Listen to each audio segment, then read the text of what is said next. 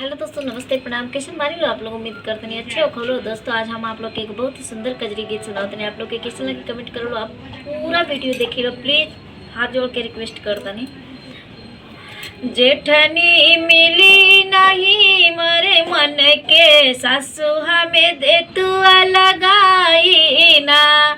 कि जेठनी मिली हमें घर फोरनी, सासू हमें दे तू लगाई ना।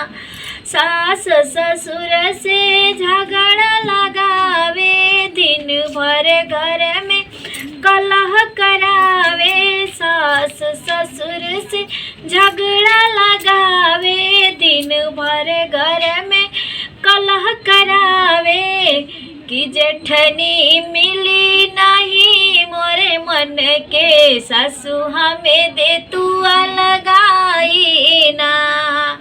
हमरे पिया से अगिया लगावे, अपने मोती में सबके फंसावे। कि हमसे सहल न जाई ना, ए सासू हमें दे तू लगाई ना। जेठनी मिली नहीं मोरा मन के, सासू हमें दे तू लगाई ना।